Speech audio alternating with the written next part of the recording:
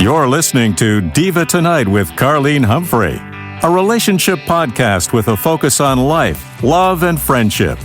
Welcome to Diva Tonight. Hi there, and welcome to Diva Tonight, the podcast that dives deep into the relationships that we have with ourselves and with our friends and our family. And the focus right now is on women in their 40s. And you know what is really excited?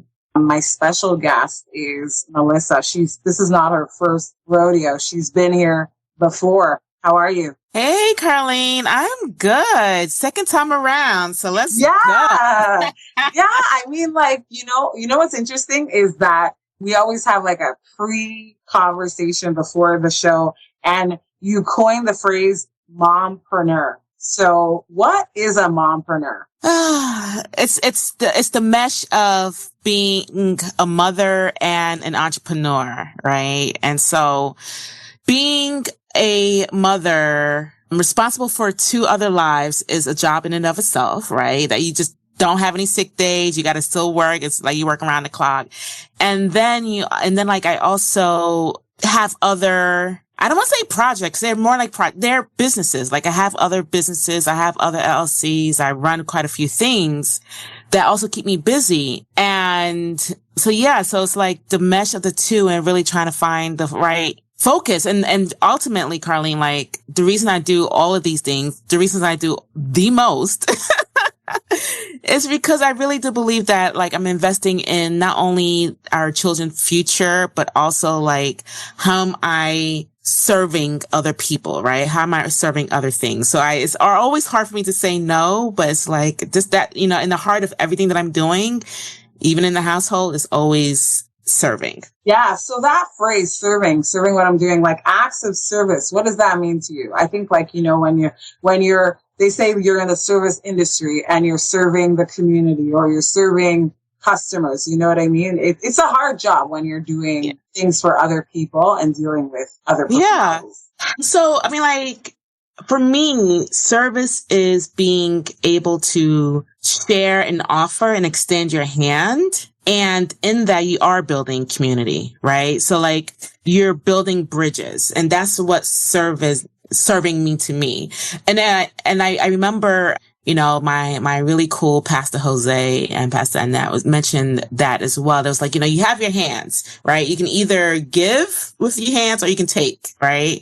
And I always feel like what I love to do is like, I love to give with my hands, right? And so when you're giving, you are building bridges, you are making connections, you are building communities. Whereas like if you're taking, you are feeding just yourself. Is almost like this selflessness, this selfishness rather than selflessness. Yeah. And therefore you're not building community. You're not, serving. And so I get so much joy out of being in community with others, serving other people, and whatever that looks like. Yeah, I understand that. So, we haven't talked about what you do as an entrepreneur.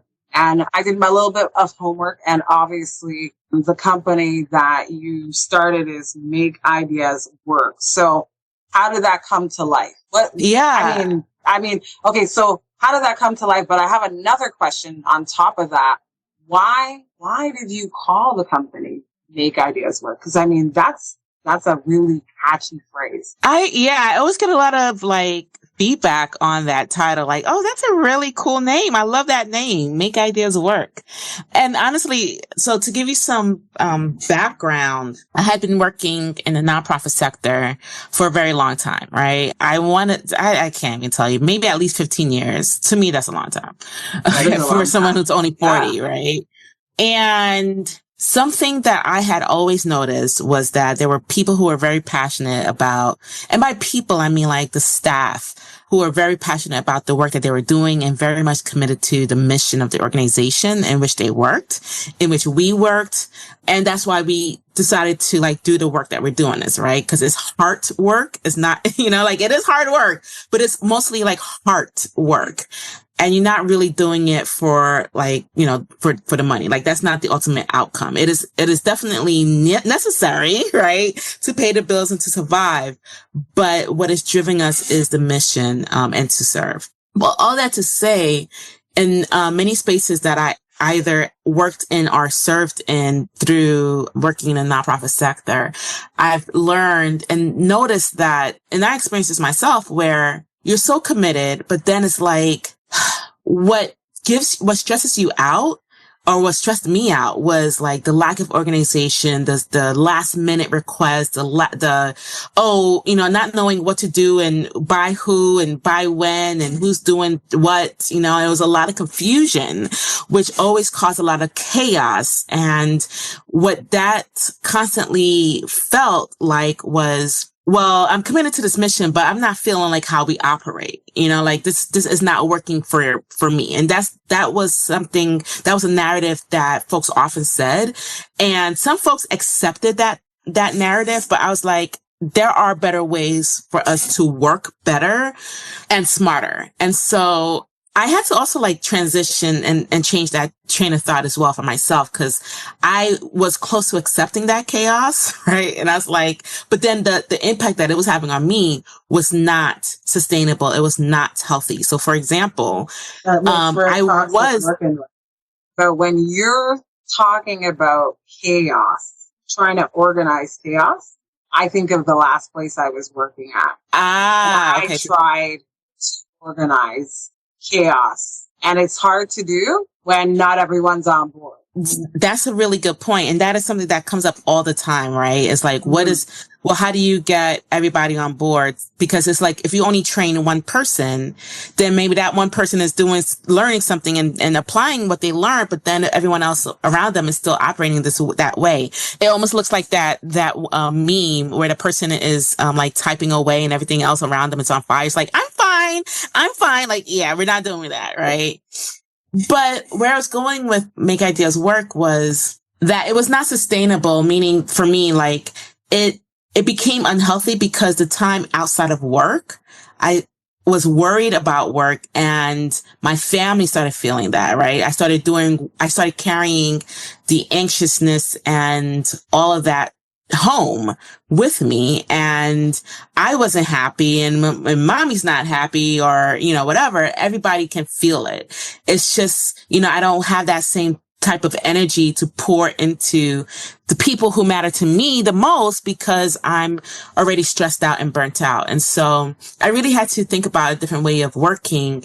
And so that's when I thought about project management, and I learned that skill. And I was like, and while I was learning it, I realized like I was the only one from the nonprofit sector. Like everybody in that program was in construction or IT or government. And I was like, but this is like, these skills are very much relevant to the work that I'm doing and the work that folks are doing in the community. So it's just a matter of how do we make it digestible? How do we make it sound less technical? Because it had that technical language like risk management. I was like, we don't say that, like how do we plan for things that could potentially go wrong, right? So I basically make it fun. So that's how Make Ideas came about, because I realized that once you learn that skill, which is project management, you can really take that anywhere. You can do anything and take your ideas and make that work. And I started applying it, started learning it, and then started developing trainings out of it. You need to elaborate with that, because when I hear that, I think of when I was working at the construction company, I won't say the name, and I'm at the front desk. So I see everything happening and it's chaos. And I'm like, so when I came in, I had ideas, when you're the new girl and you're like, oh my gosh, I have all these great ideas because, I've worked in various sectors and I've seen how people do it, how people manage boardroom meetings, the paper route, like with an old school agenda and making sure that no one booked the boardroom or the electronic way. So I brought that to their attention, and then I created like a calendar and I tried to streamline it. And Melissa, let me tell you, when you bring a new idea into the workplace and someone else was like, oh, that's a good idea, and they're trying to take it as their own, right? If everyone is not on board with the organization skills required to make sure that We're not having a conflict. The board meeting, because what I was trying to do was to mitigate conflicts in a boardroom so that people wouldn't overbook or, oh, someone's already in the boardroom. Like we didn't know that there was already a meeting in there. So I was trying to mitigate that. Like nothing is ever going to be perfect, but I realized when I did that if everyone is not using the same program, they're not using the same version of Outlook, it is not going to work. Because I was like, wait a minute. So now everybody has access to the calendar to see the boardroom, but how come we're still having conflict? So not everything is integrated in one. And so if you don't have a group of people who are all going to get with technology, you're still going to have problems. Absolutely. Because there was like what I saw in the end of working there that I'm like, it's not going to work. We have half the office that's interested in the new version of technology and the other half that's still using the old version and they refuse. So unless everybody gets on the same page, you know? So what this sounds like to me is a systemic challenge in the company that you worked in, right? So for example, it's almost like an uphill battle when one person tries to implement a change, right? And it's like, you can say, yeah, we need to, I see this problem and we need to change this in the organization. And the thing is, like, the messenger makes a difference. The buy-in makes a difference. Policies and procedures make a difference as well.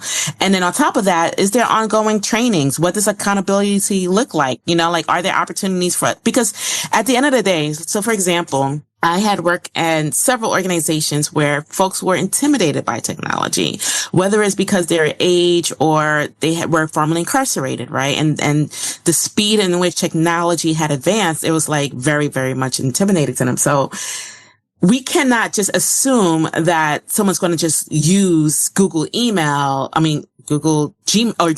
rather, and know all the functions of it, right? When we tell them, hey, now we got to use Gmail.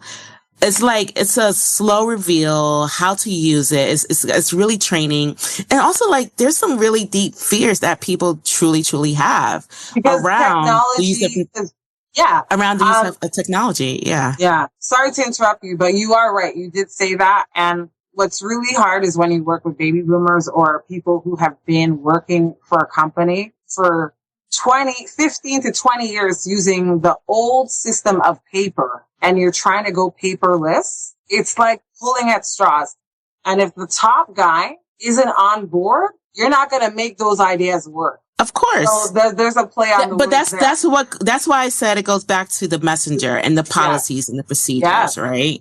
Yeah. Because everything has to be in alignment. Because if you have just one person advocating for this change, there's not going to be buy-in. But if, let's just say, the leader of the organization says, this is what needs to happen, this is how we're going to roll this out, we're going to provide the support that you all need in order for this to be rolled out, and here's the policies and procedures for this, and again, this is what support looks like throughout, and also meeting them where they are. That's how you cause or create change within an organization. But we can't just say, hey, we're going to implement this. This is what it is. And that's it. And have, expectations and not really set people up for success. And I think that's the other thing about this too, is how do we truly set people and systems up for success? The other thing, Carlene, that you were touching on, which is a real issue and challenge in the workplace, is generational differences, is a generational gap. It can be with technology, but even nowadays, what I'm seeing and what I'm hearing through my clients is a generational gap pre and post COVID. COVID had created a whole different type of workers, you know what I'm saying? Folks who are more comfortable working remotely as opposed to working hybrid, folks who are more comfortable using, project management tools as opposed to project management tools. So there, and then pre-COVID, you have people who are more likely and excited to be around people in the office when there are opportunities to convene with other people. Nowadays, it's less exciting. Again, I'm talking from my personal experience with my clients. This is one of the struggles as well. But you're hitting, like the saying says, you're hitting the nail right on the head, because I remember when they were talking about it on the news here in Canada that, trying to get people to come back to the office is really hard. It's challenging. because like they're restructuring everything, trying to mitigate costs, but you're losing in the end because of something that happened. And now you're trying to negotiate with your staff who was working at home to come back to the office at least 2 days a week, right? So you, like you said, there is that generational gap between like people retiring and then people who are, you know, in their early 20s and 30s who are millennials, or what do you call them? I'm a millennial, but the Gen X or the Gen Z, right? Who get technology and that's all they know. So yeah. Yeah, yeah. So we are seeing that shift happening now where, you know, like it's almost like I love the flexibility of working from home. But the other thing too is like I do work longer hours because that commute time becomes work time. You know, that lunch time is shortened because I'm working. And like I try to, you know, carve out few minutes for a walk, or, you know, really quickly, you know, put in the laundry. And, you know, I already told you, like, listen, I have a hard stop at this time because I have to prepare dinner, right? Because I didn't even take lunch, already. I have to prepare dinner because I have a meeting. I have 2 back-to-back meetings, from 3:30 to 6 o'clock. Each one is really, really long.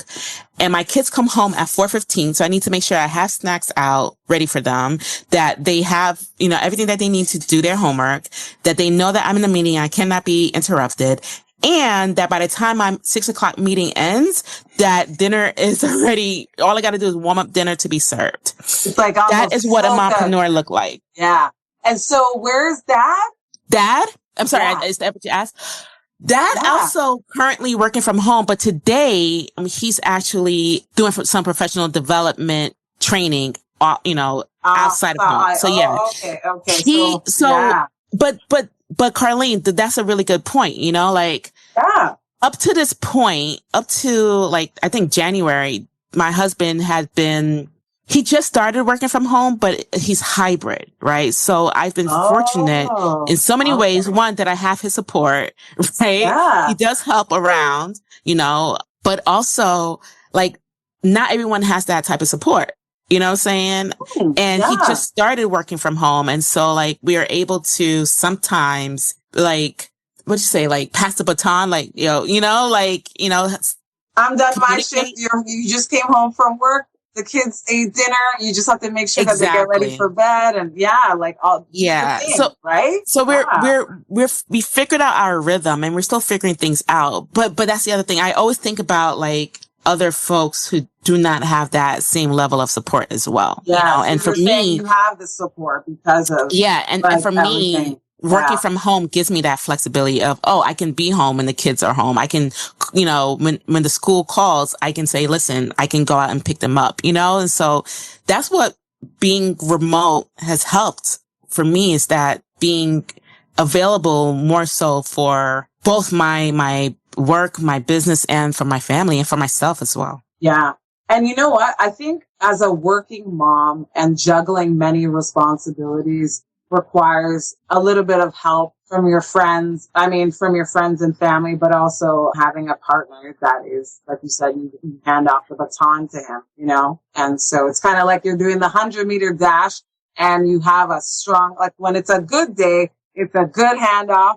And some days it's not a good handoff because something happened, traffic, whatever. So you have to like figure it out until like, you know, he gets home from work or, you know what I mean? So, yeah. But I also want to extend that, right? Because it's nice that he can help me. But I live 2 hours away we live 2 hours away from our families. And so we have to rely on other types of systems here. And so like our neighbor has been really great. Like if we're not available to like step in and pick up the kids, if like we're not shy, like if we need to pick up order some food from Instacart, we'll do that. That's a system that we use. We like laundry can easily pile up if we're both so focused and we're like, oh my goodness, like it was out of control.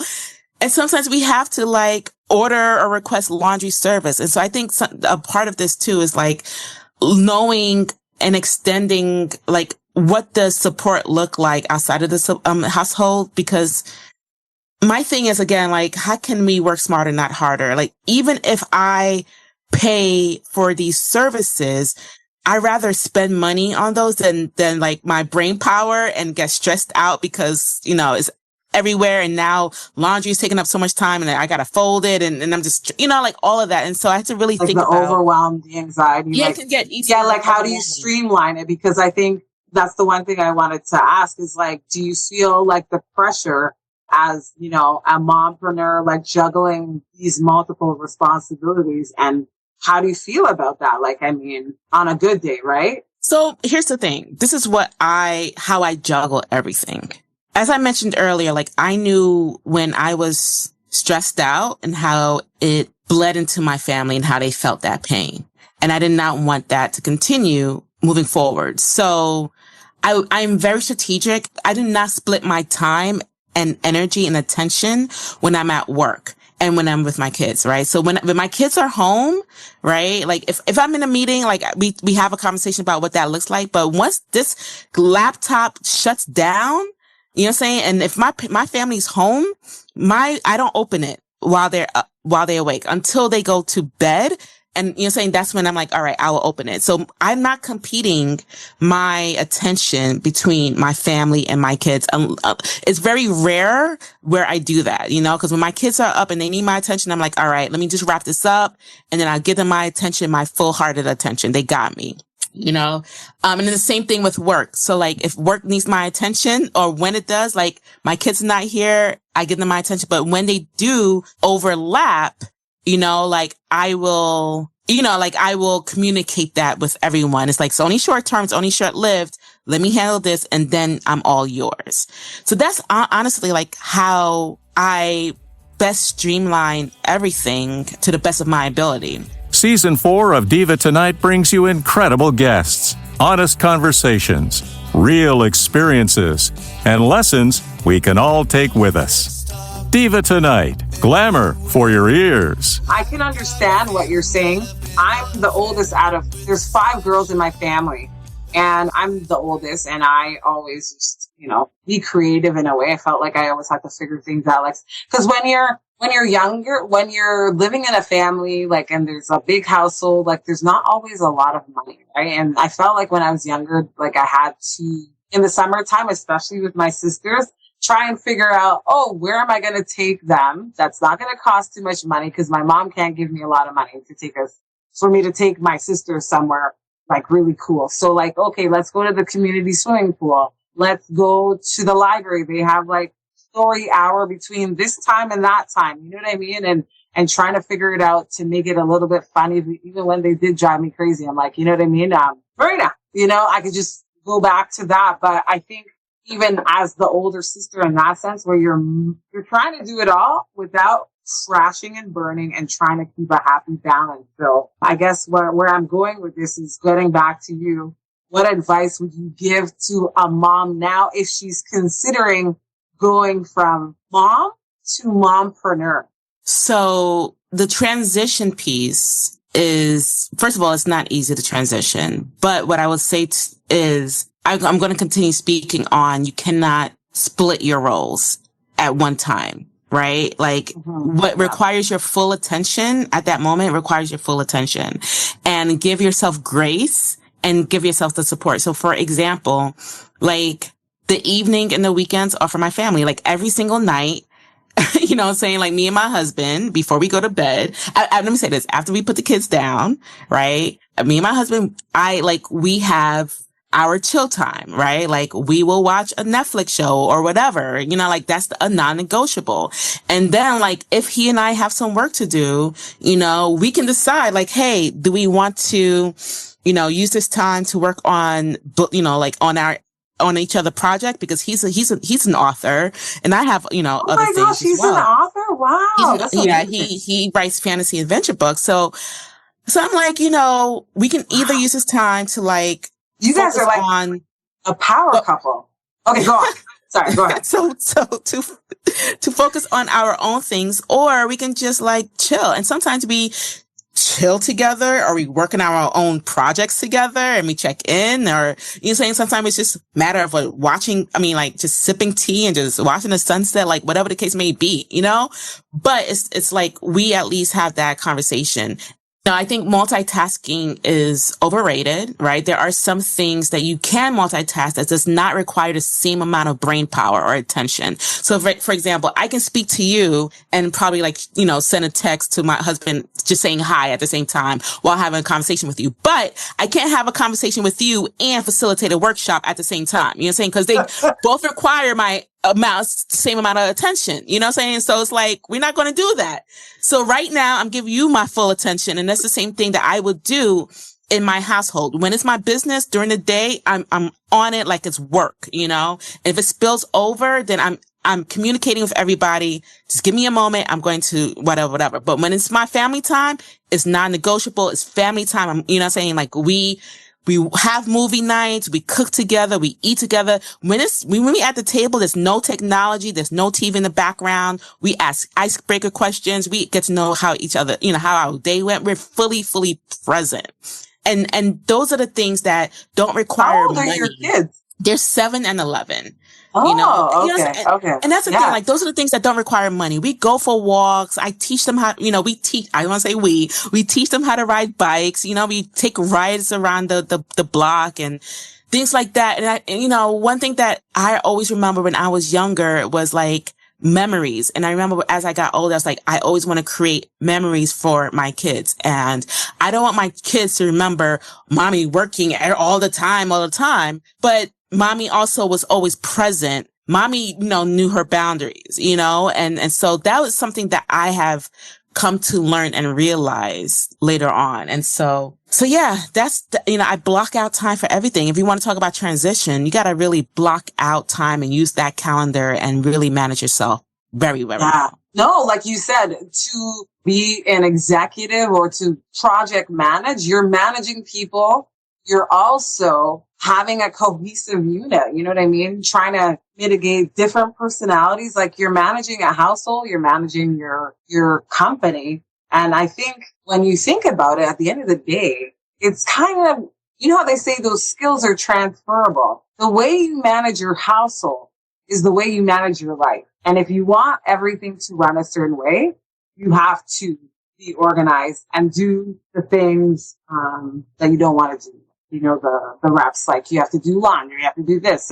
But like you've streamlined it to help you. Like, you know, like you said, laundry service, which is like amazing. It is. Know? And sometimes you just got to let go. And you feel like you're overwhelmed. Like, I mean, even me, like, right. It's just, you're tired. Yeah. And sometimes you just got to let go of some self-imposed pressure and expectations. And that's something that, again, I've learned more recently. So like, but what I was getting at there was like having like, leaning into like using some things that are convenient. You know what I'm saying? Like for me growing up, we always had to use fresh vegetables and fresh fruits whenever we cook. You know, when you go to the grocery store, you buy the whole chicken and then you cutting it into pieces and you cleaning it up. And I'm just like, yo, I don't have time for that nowadays, right? So nowadays I'm like, I have no problem buying the frozen chicken. You know what I'm saying? I have no problem buying the frozen like onions and peppers, because guess what? It's cutting down the time so much so that I can like focus less, have less stress when I'm cooking, and also enjoy it more with the family. You know what I'm saying? So it's like,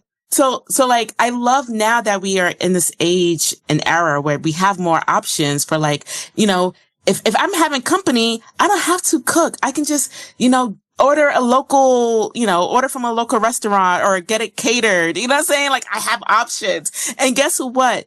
All that less stress. It's less stress. It is. Okay, so I'm gonna say something to that effect. I was just talking to my neighbor before we had the call. I was watching the call because every time I talk to her, you know, when you're talking to some people and I listen to care.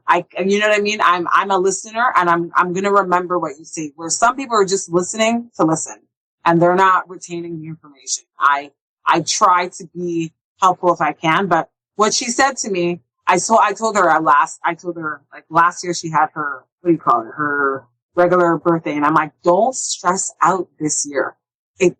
I know you want a perfect birthday party. Like if it doesn't go perfect, it's okay. And she's like, you know, this year, Carly, and if I do it, cause her family and friends, they look forward to her party. like it's her summer thing, right? Her summer event. And so she said, I'm probably going to get catering done this year. I'm not cooking, right? Cause that's the added stress. Like you have to cook and make sure everything is ready before the guests arrive, right? And so it's like you're feeling the crunch when you're doing everything for that, like, for that event or that, family gathering. Like, you know what I mean? Cooking Christmas dinner for how many people are coming over? Like, oh my goodness, right? Yeah.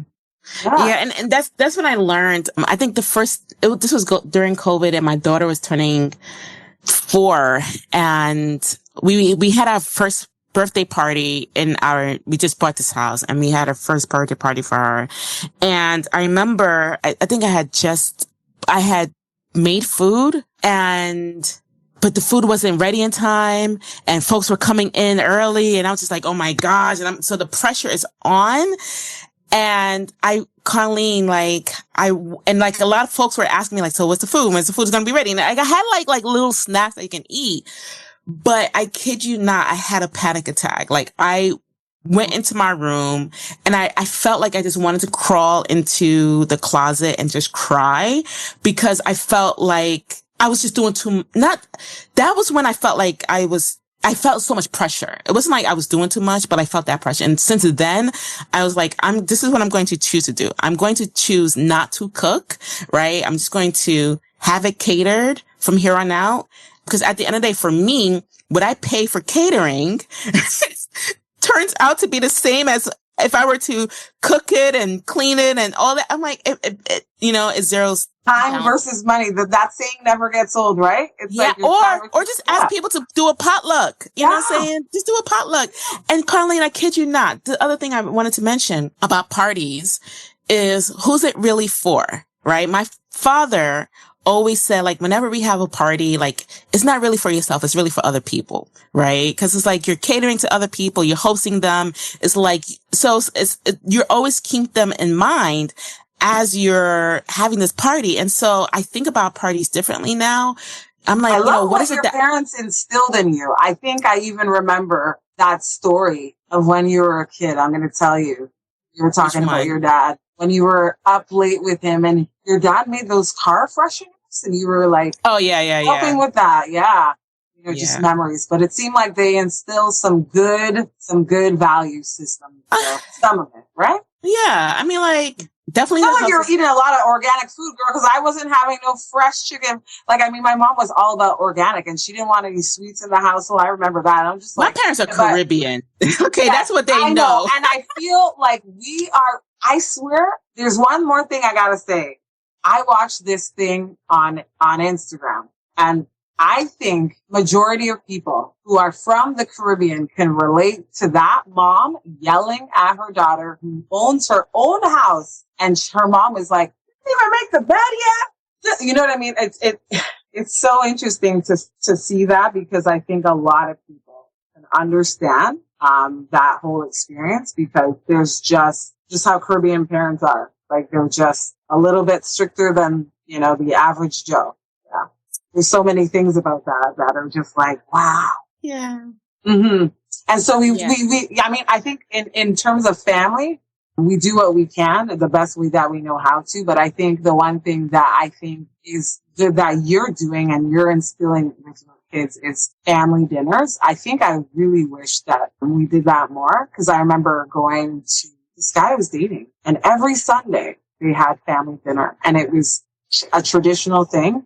And I think one time, his sister, she couldn't make it, but she was so upset about it because it was something that they always did. So like when she missed it, it felt like she felt it. You know what I mean? So I think when you do those things, no matter how mundane they are, that one thing that you do that's consistent will always stay present in their mind. Like you said, you're forming memories and those are the important things. You may not realize it now, but down the line, they'll remember, Yeah. And it's, I think since we started doing that, first of all, we started doing that.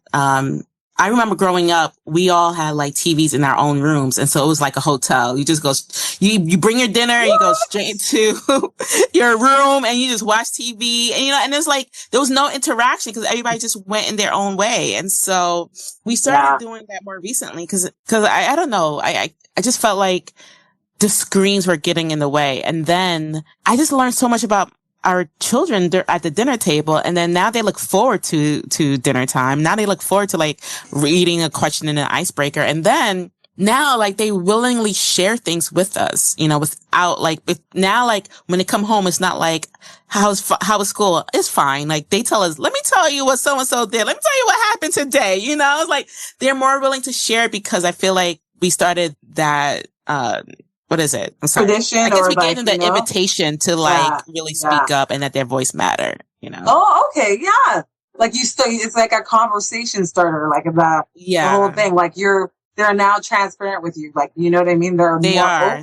Yeah. You guys started that. So that's amazing. I'm Carlene, and this is Diva Tonight with Melissa Shillingford in New York. I think that Melissa is going to be sharing something very interesting in our next episode, and she'll be back to share something very exciting. I don't know what it is or what's happening, but something to look forward to. Is that right? Yeah. I mean, like, there's definitely something emerging out in New York, and really, you know, it's really exciting. And it's truly a beautiful thing. And I kind of want to say, like, I guess the least thing I will say about this is like, it's a powerful sisterhood that is emerging out in New York. And I'm just really excited to see how this continues to transform our communities and to see it emerge over time. So yeah, stay tuned. Definitely. I'm so excited. You know what? I feel like this really is a year where it's like we're having some breakthroughs in a lot of things. And, you know, I feel like this whole series that I'm working on is really empowering in a way, because I'm noticing, like, you know, people are enjoying the fruits of their labor and working towards something, whatever that thing is. And it's great to see. I'm glad to be a part of the journey, and you're going to share that. You know what I mean? It's good. It's good. But yeah, stay tuned for more on Diva Tonight. If you enjoyed the conversation, please send me a text. The website is divatonight.buzzsprout.com, and I'm with Melissa, and she is with Make Ideas Work. So if you need help in that way with your team, she can probably help you. Right? That's good. Yeah. We'll help you work smarter, not harder. I love that saying, work smarter, not harder. Thank you, Melissa. Thank you, Carlene. Thanks for listening to Diva Tonight. Follow us on Instagram at Diva on the Radio. That's Diva with 2 I's. And don't forget to follow us on TikTok at Diva on the Radio for more clips and conversations you'll love. Want to share your thoughts or send us a message? Text us anytime at divatonight.buzzsprout.com. Until next time, stay fabulous.